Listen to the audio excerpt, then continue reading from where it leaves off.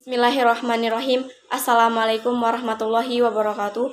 Perkenalkan, nama saya Aisyah. Saya selaku moderator dari kelompok 4 mata kuliah Ilmu Al-Hadis dengan dosen pengampu Bapak Mahtarom SPDI, MPDI. Pertama-tama marilah kita panjatkan puji dan syukur kita kehadiran Allah Subhanahu wa taala yang mana pada siang hari ini kita dapat berkumpul mengikuti kuliah baik online maupun offline dengan keadaan sehat walafiat. Tidak lupa juga salawat beriring salam kita junjungkan kepada junjungan kita Nabi besar, Nabi agung, Nabi Muhammad SAW yang telah membawa kita dari zaman kegelapan menuju zaman terang menerang yang kita rasakan saat ini. Pertama-tama yang saya hormati Bapak Mahtarom SPDI, MPDI selaku dosen pengampu pada mata kuliah Ilmu Al-Hadis siang hari ini dan teman-teman yang saya sayangi dan saya banggakan. Baiklah, untuk mempersingkat waktu, kita langsung masuk ke materi yang akan dibacakan oleh teman saya yaitu Tri Septia Rohma. Kepadanya saya persilahkan. Rohma sebagai pemateri pertama, saya akan memaparkan tentang cabang-cabang ilmu hadis. Yang pertama, pengertian ilmu hadis. Para ulama berpendapat bahwa ulul hadis atau ulumul hadis merupakan segala sesuatu yang berhubungan dengan Nabi Muhammad SAW atau ilmu yang membahas tentang perihal hadis baik dari segi periwayatnya atau dari segi materi. Ulumul hadis adalah istilah ilmu hadis dalam tradisi ulumul hadis, yaitu ulumul al-hadis. Ulumul al-hadis terdiri atas dua kata, yaitu ulumul dan al-hadis. Kata ulumul dalam bahasa Arab adalah bentuk jamak dari ilm.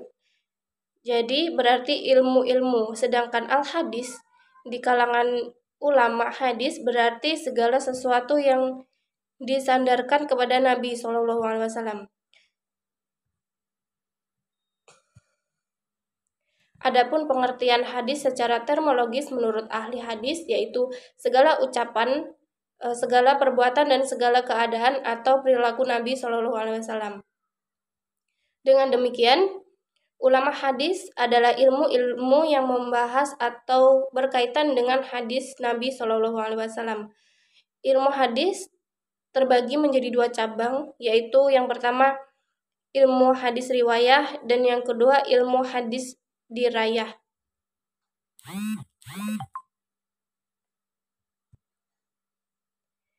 Yang selanjutnya cabang-cabang ilmu hadis. Banyak sekali jumlah cabang-cabang ilmu hadis. Para ulama menghitungnya secara beragam, ada yang menghitungnya secara terperinci dan ada yang menghitungnya secara global. Ilmu As-Solah menyebutkan bahwa ada 65 cabang ilmu hadis. Imam As-Suhuti mengatakan ada 93 cabang. Al-Hazimi berkata ilmu hadis mencakup banyak cabang yang jika dihitung mencapai 100 dan setiap cabangnya merupakan disiplin ilmu terdiri sabli, hanya meringkasnya menjadi 6 cabang ilmu hadis. Untuk menyimpulkannya dan disesuaikan dengan keterbatasan waktu dan tenaga, maka kelompok kami akan membahas 6 cabang ilmu hadis, yaitu yang pertama ilmu rijal al-hadis, yang kedua ilmu jar'ah wa at-ta'dil, yang ketiga ilmu tarik arwah, yang keempat ilmu a'lal hadis, yang kelima ilmu nasah mansuk talik, yang keenam ilmu asbab burud, yang ketujuh ilmu garib al-hadis, yang kedelapan ilmu al-ta'rif wa at-tahrif, dan yang terakhir yaitu yang kesembilan ilmu mukhtalif al-hadis.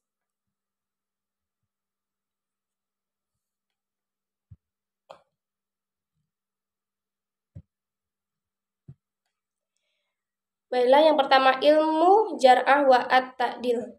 Ilmu riyah al-hadis adalah salah satu ilmu penting dalam cabang ilmu hadis karena ilmu hadis adalah ilmu yang membahas tentang urusan sanad dan matan, dan orang-orang yang dibahas dalam sanad adalah periwayat hadis serta otomatis menjadi bahasan dalam ilmu ini. Tujuan ilmu ini adalah untuk mengetahui tindaknya sanad atau hadis. Maksud bersambungan sanad adalah pertemuan langsung kepada perawi berita itu tertentu langsung dengan gurunya atau pembawa berita ataupun tidak, atau hanya pengakuannya saja. Yang kedua, jar'ah wa at-ta'dil. Al-jar secara bahasa merupakan isim masdar yang berarti luka atau mengalirkan darah atau sesuatu yang dapat menggugurkan kedalahan seseorang.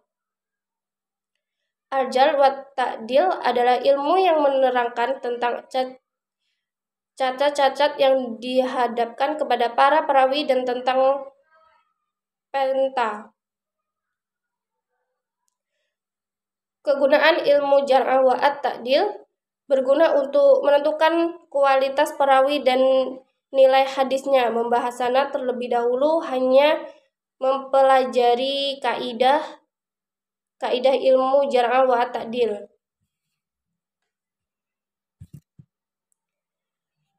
Jelasnya ilmu jar'ah wa at-ta'dil ini dipergunakan untuk menetapkan apakah periwayatan seseorang perawi itu bisa diterima atau harus ditolak sama sekali. Apabila seseorang perawi diijrib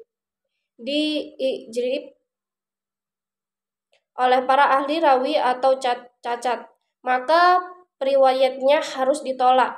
Sebaliknya, jika dipuji, maka hadisnya bisa diterima selama syarat-syarat yang lain dipenuhi. Yang ketiga, tarik at-ruwah. Tarik at-ruwah merupakan salah satu cabang dari ilmu rijalul al-hadis, yang di dalam rijalul hadis tersebut memuat dua ilmu, yaitu tarik ar-ruwah dan itu sendiri dan itu jar wa ta'dil. Sedang dalam kategori lain, ilmu tarik ar-ruwah adalah ilmu yang membahas tentang biografi para perawi, yang menjelaskan tentang nama dan gelar, tanggal dan tempat lahir, keturunan, guru, murid, dan jumlah hadis yang diriwayatkan, tempat dan waktu, dan lain-lain sebagainya.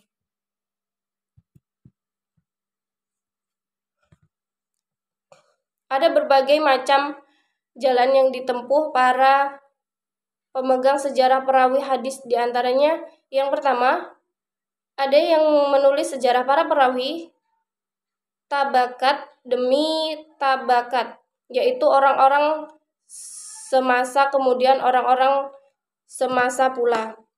Yang kedua, ada yang mengarang sejarah para perawi dengan menyerahkan penurut tahun para perawi dari tahun demi tahun. Yang ketiga, ada juga yang menyusun sejarah perawi menurut huruf abjad. Yang keempat, ada pula yang menyusun menurut negeri perawi hadis.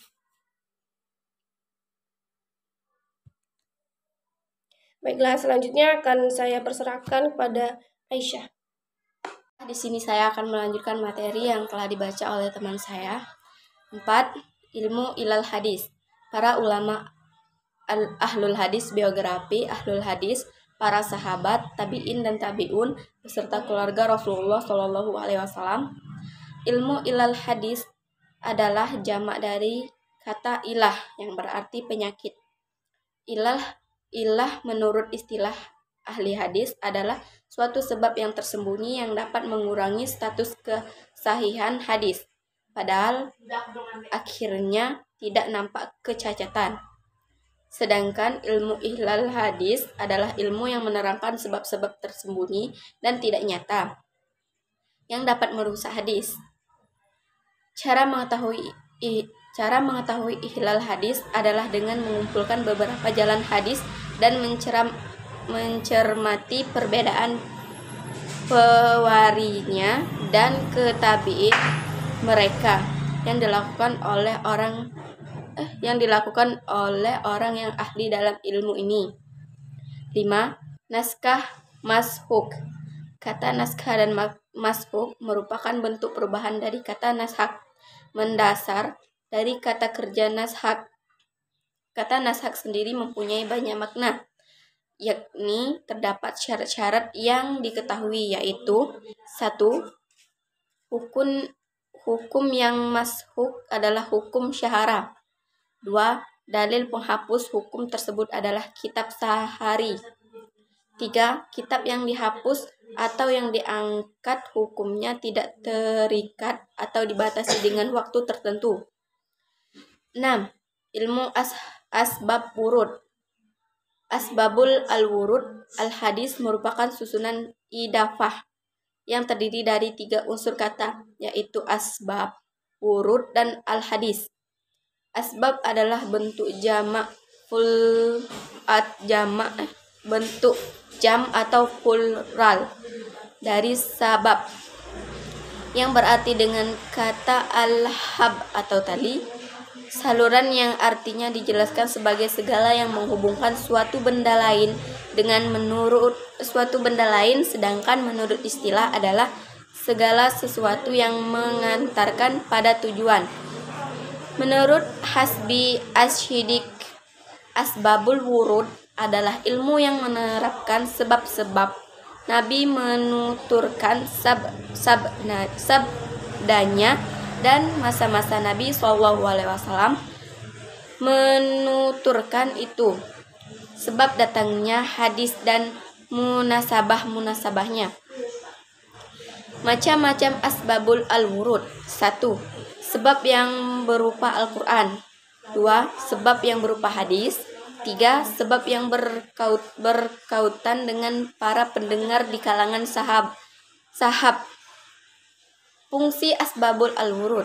Secara umum fungsi asbabul al-wurud ada 6, yaitu 1. Tashis al-am, yaitu menghususkan suatu yang umum. 2. Takyid al-mutlak, yaitu membatasi arti yang mutlak. 3. Tashif al-mujmal, artinya merinci arti yang global. 4. Menentukan ada atau tidak nashik dan mashuk sebuah hadis. 5. Bayan ilat al-hakim, artinya menjelaskan ilat suatu hukum. 6. Tauhid al-musyikil, artinya memperjelas suatu musyikil. 7. Ilmu garib al-hadis. Hadis merupakan berbagai hal yang ditinggal oleh Rasulullah SAW yang berfungsi petunjuk, baik berupa ucapan, perbuatan, maupun ketetapan, serta sifat fisik dan fisik akhlak, termasuk juga sejarah kehidupannya, baik sebelum beliau diutus sebagai Rasul maupun pasca pengutusannya tersebut. Namun, tidak semua hadis mencantumkan teks yang jelas atau mudah dipahami maksudnya. Maka dari itu muncul istilah yang namanya garib hadis.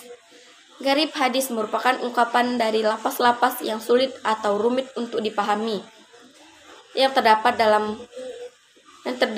dalam matan hadis karena lapas tersebut jarang digunakan. Lalu, garib hadis ini bertujuan untuk menjelaskan hadis yang matanya terdapat lapas yang pelik dan susah dipahami, sehingga garib al-hadis inilah yang membantu memahami dan menjelaskan hadis-hadis tersebut. Sebenarnya para ulama sudah menyusun tentang garib al-hadis sejak abad kedua dan awal abad ketiga Hijriah, bertepatan pada awal mula pembukuan hadis. 8. At-tashib wa at-tahrib. Dalam buku Tafsir Mustahal Hadis karangan Mahmud At-Tahan, ketika membahas bab al-mardud bisababi Tahani fi Arwari. Beliau menyebutkan hadis mashab dan dijelaskan secara bahasa. Mushaf adalah ismi maf'ul dari at-tashif, yaitu kesalahan dalam lembaran, atau al-katha fi as-sahafifah. Dan dari kata tersebut muncul istilah ashufafi, yakni orang yang salah dalam membaca tulisan di suatu lembaran, sehingga sebagaimana makna tulisan tersebut berubah karena kesalahan dalam membacanya. Secara istilah, tasib berarti berubahnya suatu kalimat, baik lafal ataupun maknanya di dalam suatu hadis. Menurut Mudassir, ilmu at-tashib wal tahrib adalah ilmu yang berusaha menjelaskan hadis-hadis yang sudah diubah titik atau syakalnya atau musyahabnya dan bentuknya muharab. 9. Ilmu muhtalib al-hadis. Dalam kajian hadis mutahlif, para ulama telah merumuskan teori-teori atau ilmu yang berkaitan dengannya, yaitu ilmu muhtalif hadis. Dengan memahami ilmu ini, seseorang akan terhindar dari kekeliruan dan kesalahan dalam memahami hadis-hadis muhtalif. Dipandang dari segi bahasa, kata muhtalil adalah bentuk ismi fa'il dari kata ikhtilaf yang bentuk masdarnya dari kata ikhtalafa atau fi'il madhi. Dipandang dari bahasa, kata ikhtilaf bermakna berselisih atau tidak sepemahaman. Sebab-sebab muhtalil al-hadis: A. Faktor internal hadis atau al-amila al-dahili. B. Faktor eksternal atau al-amila al-kahariji. C. Faktor metodologi atau al-budu al-manhaji. D. Faktor ideologi. Mungkin sekian hasil materi dari kami. Saya selaku moderator sekaligus pembawa materi memohon maaf jika ada kesalahan kata dalam pengucapan. Kepada Allah saya mohon ampun. Saya akhiri, wabillahi taufiq wal hidayah. Wassalamualaikum warahmatullahi wabarakatuh.